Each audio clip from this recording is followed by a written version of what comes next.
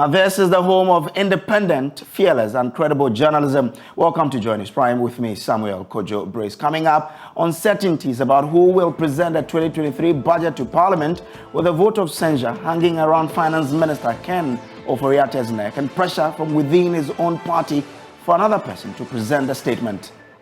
So finance will not be the one who must read the budget and must not be the one who do the appropriation. And I wanted to be sure that we are talking about the same Minister of Finance who has just been referred to the committee who is under scrutiny, who have publicly threatened that they will boycott Parliament if the Minister for Finance appears to present the budget. Details as Majority Leader Oseche Mensah Bonsu says the decisions rest with President Akufo-Addo. The answer, as I've told you, lies in Article 179. So I cannot pretend to know who the President is going to nominate to do the presentation of the budget. Member of Parliament for Dom Kwabenya, Sarah Adwoa Safo, is back in Parliament. I say hello to my constituents, and I just came in and the reception has been good, so we take it up from there. Also, government workers can now buy foodstuff directly from the Food and Agriculture Ministry as the much-anticipated food market officially opens.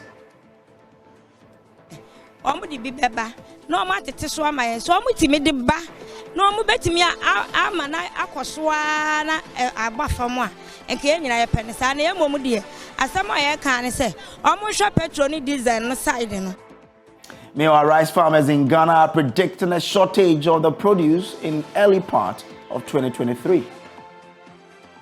Now, the National Association of Graduate Teachers, NAGRAT, has called off its industrial action after 5 days. This comes after the NLC secured a court order restraining NAGRAT, NAT, and CCT from continuing their strike. The three teacher unions announced a withdrawal of their services on Friday, November 4, 2022, in protest of the appointment of the new Director General of the Ghana Education Service, Dr. Eric Nkansa, and the extension of the mandate of the Deputy Director. The strike was also to get government to renew their conditions of service that will expire in December. According to President of NAGRAT, Angel Kagbanu, teachers are expected to return to post Monday, November 14. We have had information that the Labour Commission is sought an ex parte ruling against the three teacher unions, and that the court has ordered the three teacher unions to immediately call off the strike and return to the classroom. Unfortunately, the assumption that the three teacher unions were defying the orders of the Labour Commission is not true. We were not defying the orders of the Labour Commission. We were trying to touch base with our downlines to ensure the right thing is done. We are law-abiding citizens.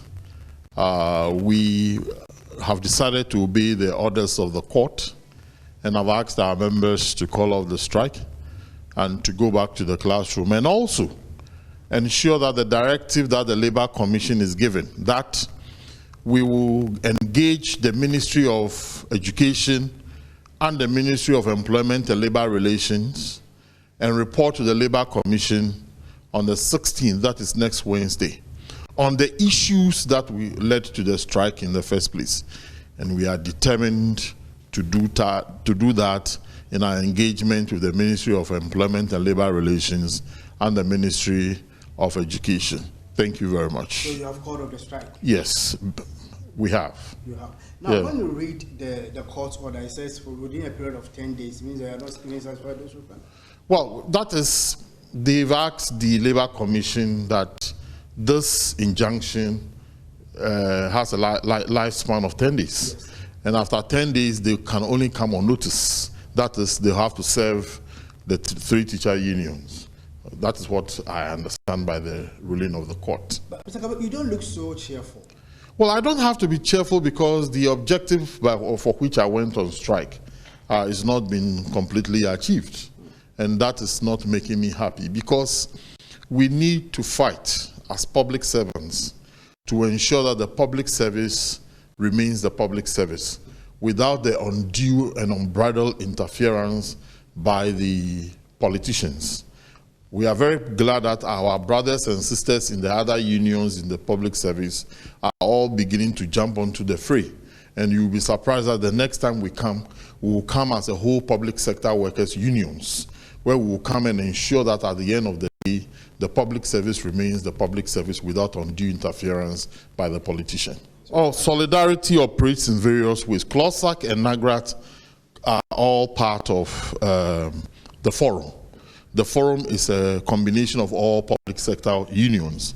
So the struggle is going to move into a different pedestal from there. CLOSAC is suffering the same thing that we are suffering. So we will have to build a united front of all public sector workers to ensure that the politicians stays off the public service.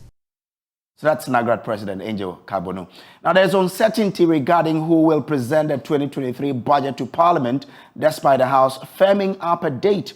The House has been informed that the budget is scheduled to be presented on the 24th of November, but no one is sure if this presentation will be made by the embattled Ken Ofori-Atta.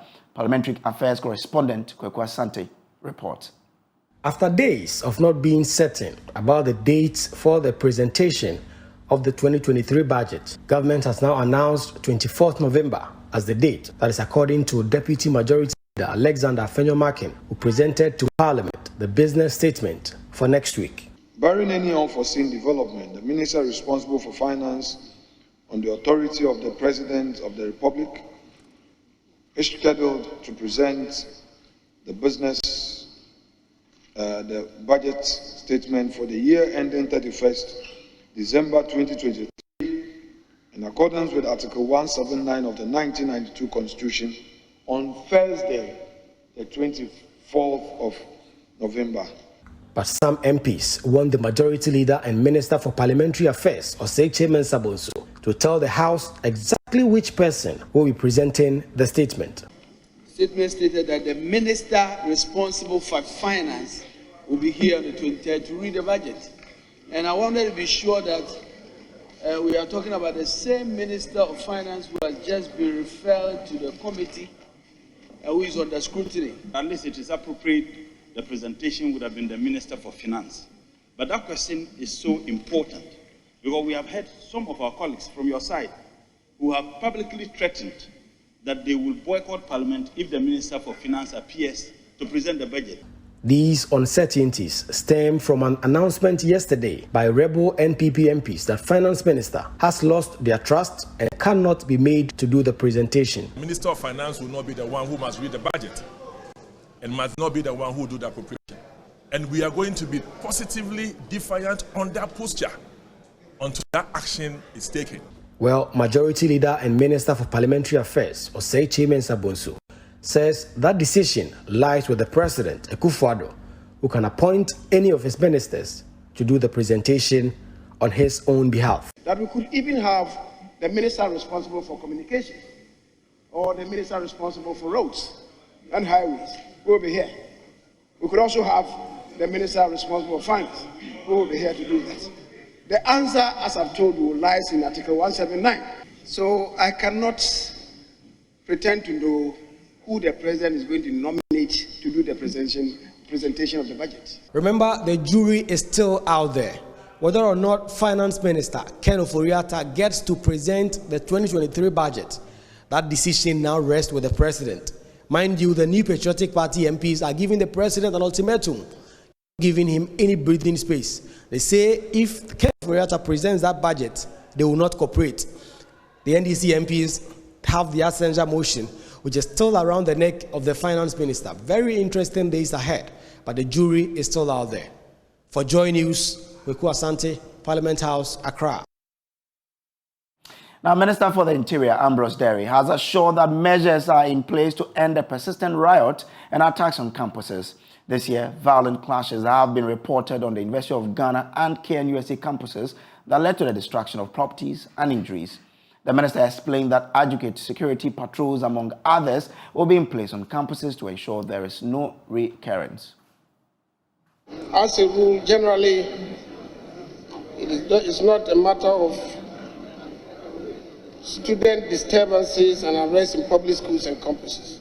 However, there have been a few unfortunate isolated student demonstrations and agitations in our public schools, notably Kwame Nkrumah University of Science and Technology and Islamic Senior High School, Kumasi.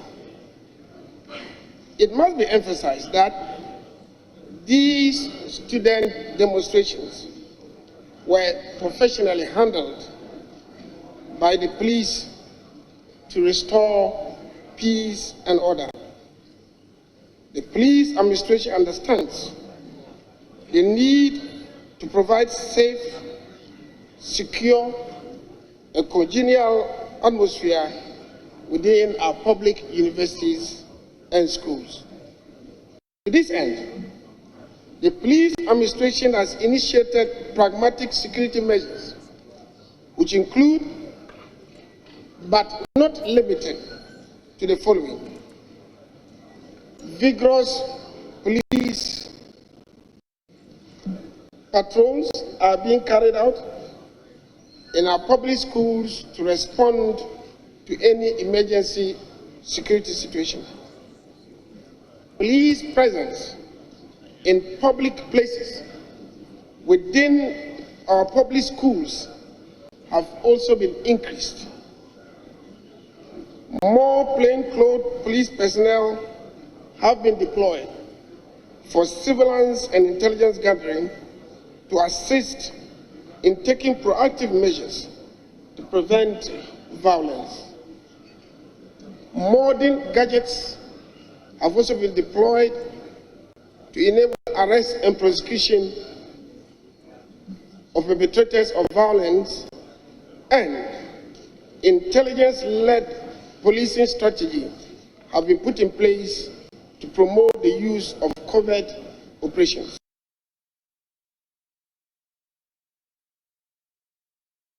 Ambrose Derry also condemned unwarranted attacks on citizens by some police officers. He announced that such officers have been dealt with in line with police standards. It is pertinent to note that the duty and responsibility of police in any mob or riotous situation is to maintain law and order while observing international best policing practices. In the midst of riot control, the police always ensures the rights of the rioters are not infringed upon. The police administration would like to reiterate its position and state emphatically that unexplained brutalities and attacks on civilians are unprofessional and unacceptable conduct, which the police service frowns upon. Officers found to have misconducted themselves in this regard have in one way or the other been made to face the due process and appropriate punitive action meted out.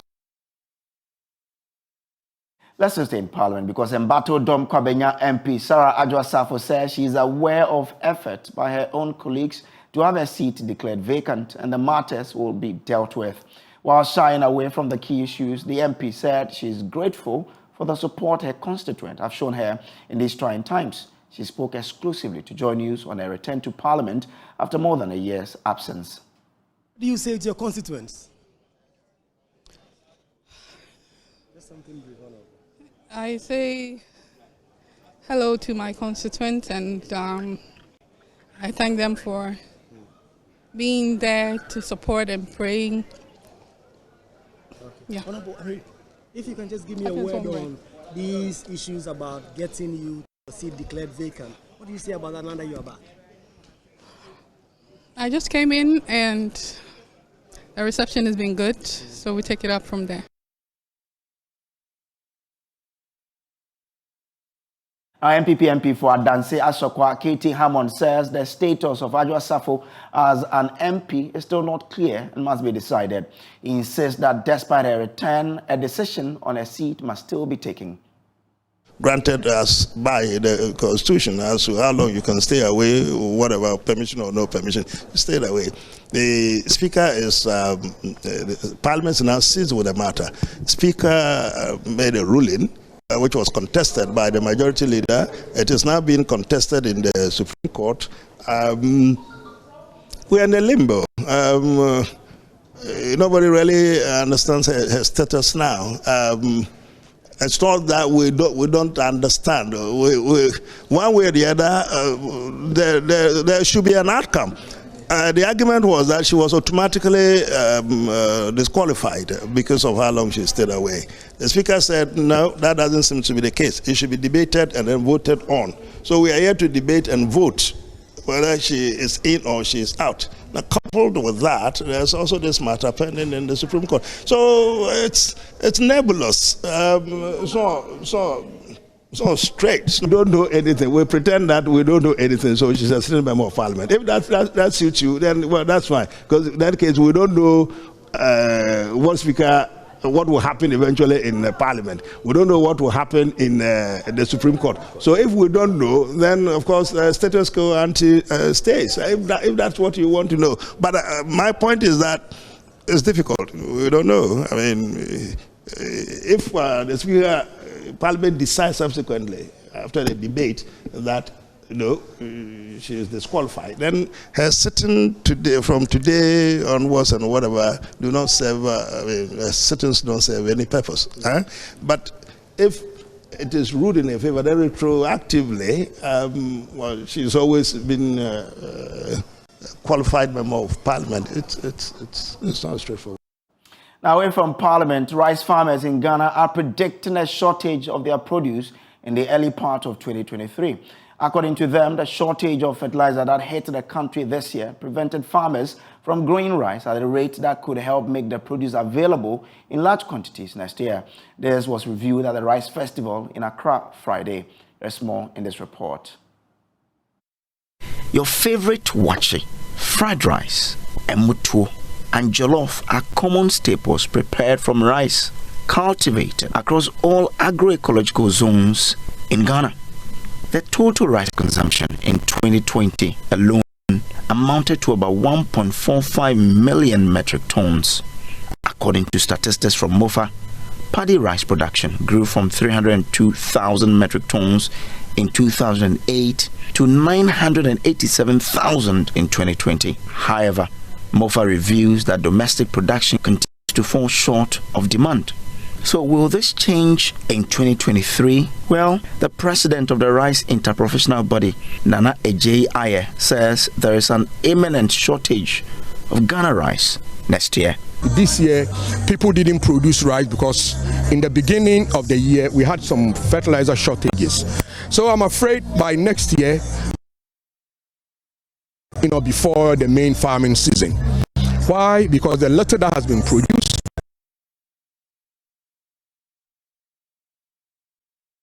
the Ghana rice, and they are buying it. He says rice farmers want access to cheaper finance as well as water to irrigate their farms. Money is very expensive in Ghana. If I say money is expensive, I mean interest rate. No rice farmer in Ghana can borrow at a rate of 30% and do a good business. We want special attention around this. 2, we want the valley bottoms or the lowlands to be developed so that we can produce rice. All that you need is the assembly to partner us. We need one grader to grade the land, prepare the land, dig a hole for us to store water. Rice need water, so you need to preserve the water, store water for the rice farmer, so that the rice farmer can just buy a pump machine to pump the water to the field, because rice is a special crop. It depends on water and less sun. Nana Ejay Aye is advocating that Ghanaians continue to choose locally grown rice over the foreign ones to help grow the industry. I'm asking or requesting, pleading with every consumer in Ghana, first of all, patronize the Ghana rice. We know that we are not producing enough throughout the year. But if the rice is available around this time, patronize it, and guess what? You are eating healthy, you are creating jobs for the youth, and also saving money. If you don't have interest in local rice, just try it. Give it a try. You're still watching Joy News Prime. Now time for Araba Kumsin to come your way with this week's editorial.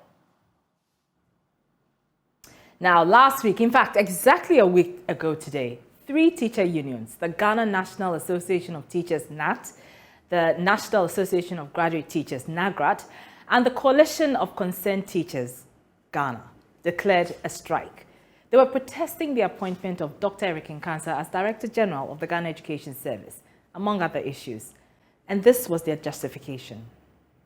We have been compelled, under the current circumstances, to publicly communicate to Ghanaians on our intention to go on strike, having reached the November 4th deadline we gave the government.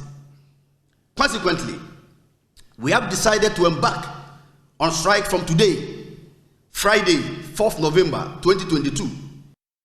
So their argument is that Dr. Nkansa is a banker and not a professional teacher, and so therefore does not have the competence to be their boss. To be fair, what was advertised in the dailies when the position was publicized indicated the qualifications required of the applicant. And to be fair, it included some higher qualification in education. But the hiring authority is not necessarily bound by those requirements. The president reserves the right to hire and fire whom he chooses. Of course, the argument can be made that a person more experienced in education matters ought to have been appointed. But well, it remains an argument for now. But back to the matter at hand. The teachers declared they would not work until their demands were heeded. So for 1 week, teachers in public schools denied children the much-needed education.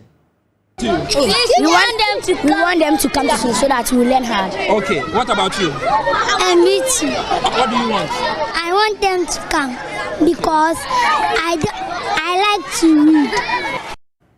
So for 1 week, pupils of public schools were found loitering on their school campuses. Some worried they couldn't study, whilst others were nonchalant. If their parents could afford to send them to private schools, they would sacrifice to pay for higher tuition. But alas, not everybody's spending power is equal. So although the strike was to send a signal to the government, it ended up punishing children whose parents cannot afford to give them quality education. When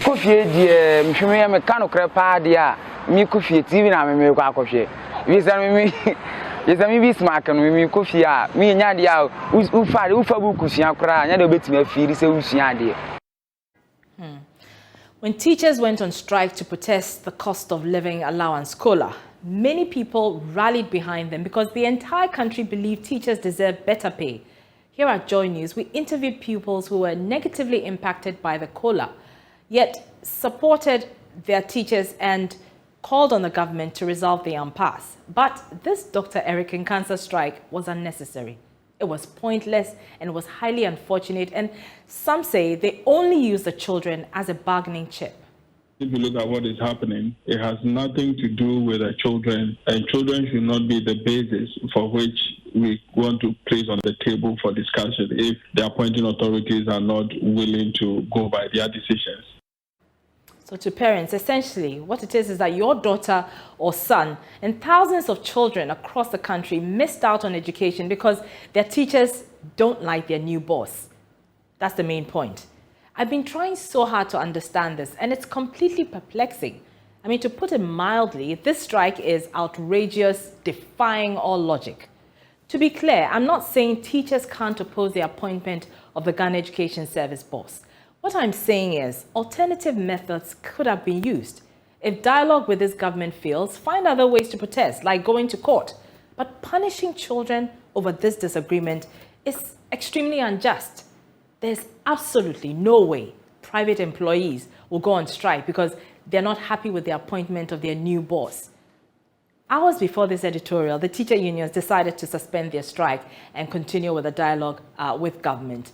This editorial is not to justify the appointment of Dr. Eric Nkansa, not by a stretch.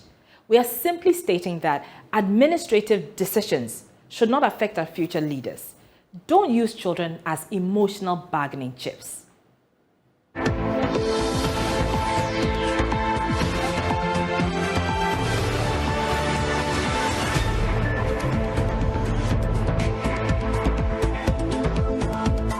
Welcome back from the break. Now, as the Food and Agriculture Ministry's much anticipated food market opens in Accra, some plantain traders at the Malata market say they will be able to price their produce lower if the ministry foots their transport from the farm gate as well. We'll hear from the traders shortly. But first, there was mixed reactions as patrons of the Plantain for Food and Jobs market were divided on the pricing of a bunch of plantain. The initiative, according to the Agric Ministry, is aimed at cushioning Ghanaians and mitigating the impact of rising food prices. The pilot phase on Friday was open to only civil servants. Richard Kojo was there for Joy News. I have some that are going for 10 Ghana cedis, and let me count the number of fingers of plantain we have in this bunch. 1, 2, 3, 4, 5, 6, 7, 8, 9, 10, 11, 12, 13, 14, 15. And this one is going for 10 cedis. Let me also show you the ones that are also going for 20 cedis. And these are the plantain that are going for 20 cedis. 15 cedis. This is 15 cedis. And then the fingers I see here will be more than 15. So you could practically say that a finger is like 1 cedi in this. Let me show you the ones that are going for 20 cedis, and these ones 25 cedis. And so let's count the fingers: 1, 2, 3, 4, 5, 6, 7, 8, 9, 10, and they are big enough. To me, it's a good initiative, although, yeah, but since I heard that it's a pilot, we're expecting that in the next bunch that will come, the price will really go down a bit. Oh, but you are getting a bunch for 10 cedis, 15 cedis, 20 cedis, 25 cedis. When you get to the market, how much do you buy them? Okay, I can say that last week, for instance, I bought one for 15 cedis in the market, and then it was reasonable about the size. So I can't see any big difference from what is in the market and then what is here. That's my view. What's your name? Margaret. What have you bought today? Oh, nothing actually. I wanted some perishable goods, but unfortunately, they are saying they are not going to bring anything of that sort yet. So people really like some perishable goods. So I was thinking I would get some here, but I didn't get some. So I'm expecting some. Actually, if they can bring some to us here. What is your reaction to this exercise? Oh, in fact, it's very good. But I must say the plantain I saw, I was expecting the prices to be down a bit, but I was doing some comparison, and I saw that the price here is a bit high. So if they can bring it down for us, we'll be happy. So it's not comparing it to the market where we buy our usual stuff. This one is relatively high. I think so, personally. Oh, I think we were late, so I got 1, and then my colleagues got 2, and then 1. How much did you buy it for? When we came, they said it was 20 cedis, and then the price changed to 15 cedis, which is good for us. Today is just plantain. We wish to have other products as well. Rice, the local rice to be precise, yam, cocoa yam, cassava, and then the palm oil, the oil that is now very expensive, if they can do those things for us to help the civil servants, because some of us, our salaries are not so much to cater for these things. So this, if they happen to work for us, we'll be happy. Okay, so when we got here, we got it at a different price. Yes, so even before then, I was telling my colleagues that the bunch of plantain that we saw for 20 cedis compared to the market here is cheaper. Yes, I was telling them. So I think it's okay. It's okay if more produce could come by for us to buy. Now, the Public Relations Officer for the Ministry of Food and Agriculture, Gbagbara Tanko, explains why there was insufficient food on sale at the Plantain for Food and Jobs market. He says the ministry was on course to achieve its goal of embarking on the exercise. Now, I'll say that the response has been very positive. Just that the big truck is still on the way. There was why has it delayed? Yeah, the information gathered is that there was an accident between Apedra Suhum area, and the road was actually blocked, so it had to reroute through Chebi to access. So we're hoping that it will be here shortly. The consumer is our priority. We have middlemen. They are profit-oriented business people. So as far as we address the issue of getting satisfaction for the farmer and the consumer, we will be satisfied. Now the minister on the tour of 5 regions, Western North, Western region, Central, Volta and Oti region, was actually taken aback by the availability of food and the prices at the farm gate compared to what we have. People that are working from their offices say that comparing the price that has been given to the bunch of plantain here to what they buy in the market, really there is no much difference. Yes, so a lot of efforts has been put into the modalities, and like I said, our concern is the farmer. The farmer should get what is due him, the consumer should also get what is due him, and that is exactly what we've done. We've done a lot of analysis. We've taken prices in the open market, let me cite Marginal Market or Aguguloshi or wherever, food markets. We've taken records of what goes into the pricing, and we wouldn't bring it here and probably sell at the same price they are selling at the market rates. Certainly what we have here is... Well, we checked the price of plantain at the Malata market to help settle the pricing debate. Lois Tay has been interacting with the traders. So Sister Adwoa is a seller in the Malata market, and she sells plantain as well as other foodstuffs. And according to her, she would sell this bunch of plantain for about 20 cedis. And on this bunch, we have, I'm going to count it now, 1, 2, 3, 4, 5, 6, 7, 8, 9, 10, 11, 12, 13, 14, 15, 16, 17, 18, 19, 20, 21, 22. So there are 22 pieces of plantain on this bunch, and she is going to sell it at 20 cedis. She's going to sell this too at 15 cedis, considering the size. So this is going to sell at 15 cedis, and this is also going to sell at 10 cedis. And I think this is quite affordable. Na man no omo breya na ya de ha na man de free kwan so de ba ni ato wo mo nchen omo ba bode no omo ase ebi wakura ase pa na nso lole fe no to omo bedu no na lole fe na ma bode no sabre na wose bode ebu afi bia busumi wem ene next month ene wose bode ebu enso na am lole fe ni to omo bedu no omo se lole fe no. The suppliers transport the plantain from the farming areas and bring them here for us to buy from them. They tell us that plantain is in abundance in the villages, but the high transportation fares cause them to increase the prices of the plantain, although this time of the year is when plantain is in abundance.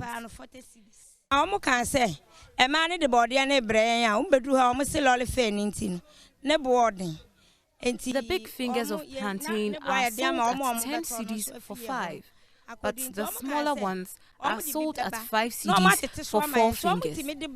We buy an entire bunch at 20 cedis, 30 cedis, or 40 cedis, depending on the size. Because of how expensive it is,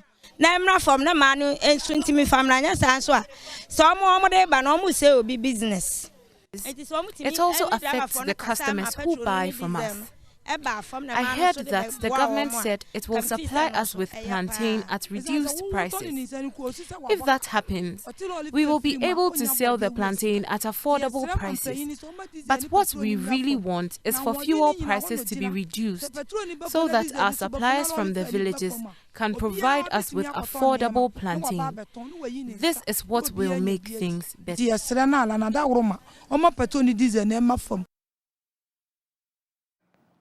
Now, fix the perennial problem. We can't endure it any longer. Words of some residents of Weja and Kasoa who are calling on city authorities to provide a permanent fix to the never-ending flooding of portions of the Accra-Kasoa highway.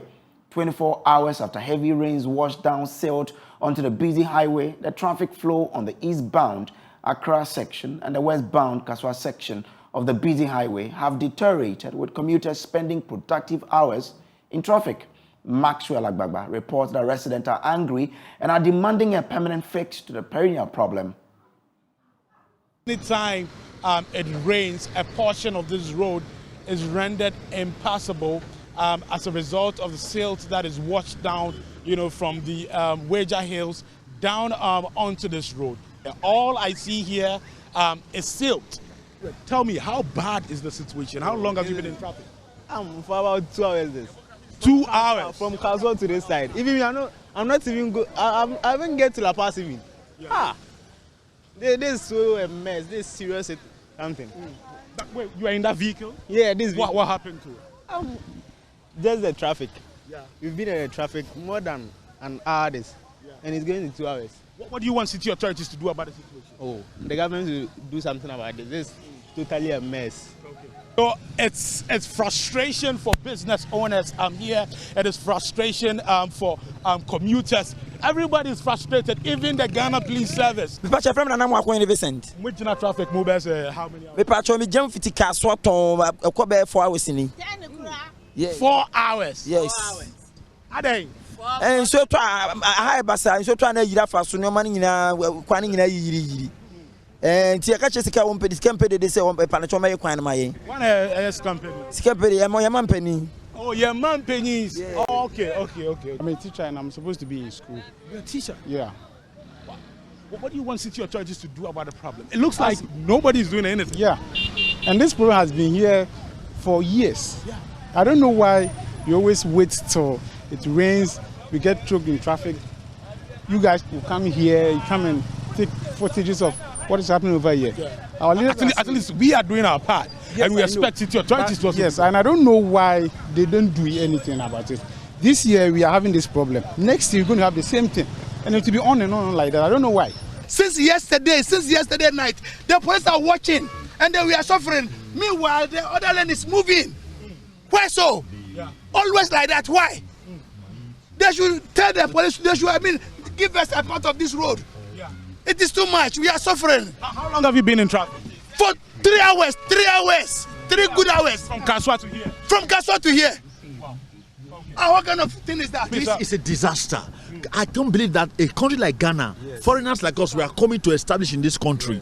We are having mayhem and classic. And she's a journalist. Yeah, come your car here. And this is appalling. You can't have this and you bring in expatriates to come from America and other people to come and stay in Ghana. And Ghana has been presented to us as a more stable country. Thank you for the electricity though, but this is chaos. Thank you for the internet electricity. This is the problem. The problem is that since they sold the land at the back for the soap, the Chinese soap factory, that is the cost. You can even see soapy, that it looks soapy water, like the water looks foamy. There is soap in there. It's from the soap factory. They block. Once you have money, they sell it. They don't care about the citizens, and that's so wrong. The politicians are not leaders anymore. They just come to reap what they get, and then they go away. You know, we are suffering. It's crazy. How can one go to work like this? Yeah, I'm a boat driver. I'm from Kasoa. I buy food 100 Ghana. I buy food 100 Ghana from Kasoa. Coming to Accra. See, my 400 Ghana is finished. I haven't reached Accra because of this rough road. See, Ghana, our leaders don't like us, and they don't think about us. Traffic in the end. Spent 5 hours getting home yesterday. 5 hours from Malam Junction to the West Hill Mall. It took us more than 5 hours. Well, you have that. Another man in that vehicle telling me that he spent 5 hours from Malam Junction to the West Hills Mall. He spent 5 hours, in traffic. That is how bad the situation is. And this morning, we're seeing personnel of the Motor Transport and Traffic Department trying to help with the traffic situation, trying to help with traffic flow. But that wouldn't change much if the silt that has gathered on this road is not collected. This is another trouble spot here on the Accra-Kasoa highway, and this place it's very close to the Wager toll booth, about 800 meters away from the Wager toll booth. What you can see here, this is the portion of the road that is causing a gridlock on this stretch, and gridlock stretching as much as 2 kilometers, 3 kilometers on the stretch. It's unbelievable. For residents who have been speaking to here, they tell me that it's caused by the construction of structures right on the Wager Hills. They tell me that the vegetation on the hill has been cleared to make way for the construction of structures. Some of them very big ones on that hill. What has happened is that anytime it rains, we have serious erosion, taking place on the hill, and that washes down all the silt, washes down the silt from the top of the hill, dumped it right in the middle, of the road. All right, so that was my colleague Maxwell Agbagba on there. Next on the show is Showbiz. Stay with us.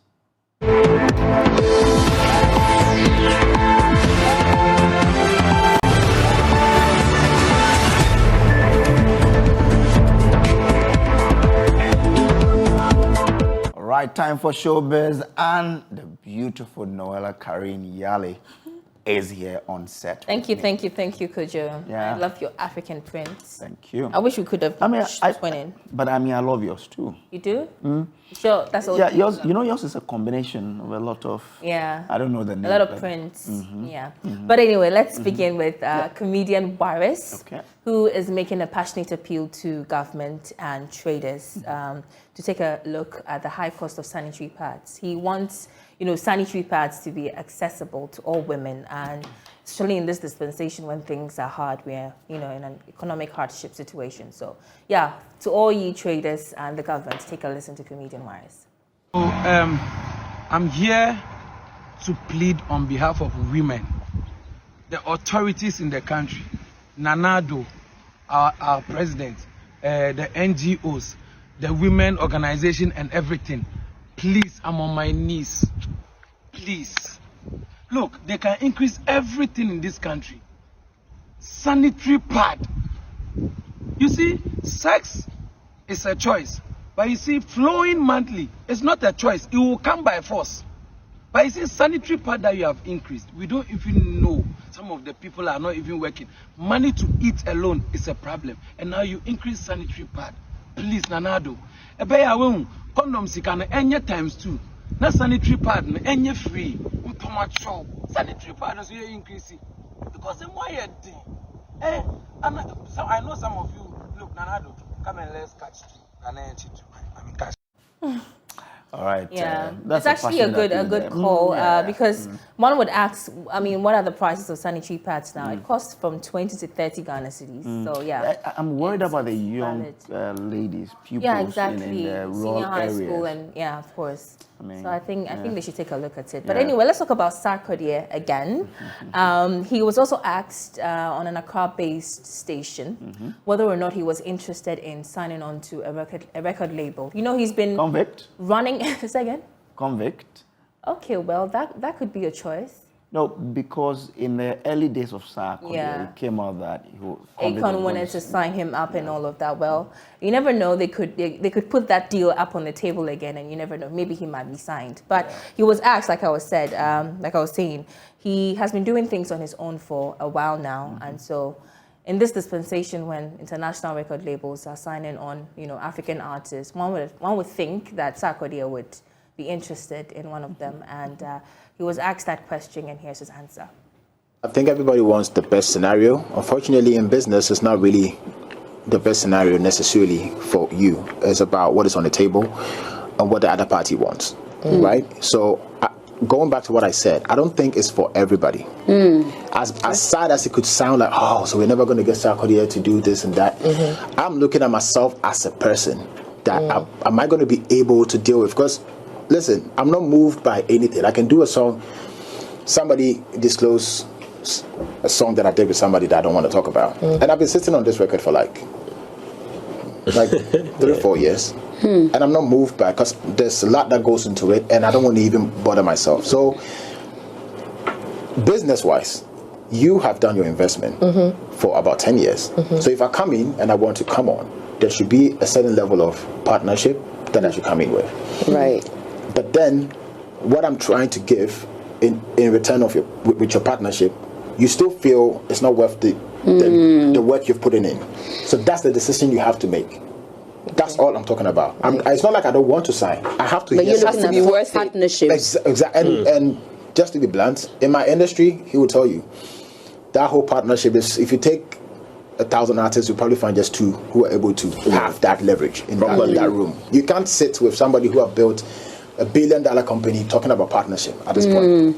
So just be logic about it. Go in, get the deal, get the money, get the fame, maybe go invest in.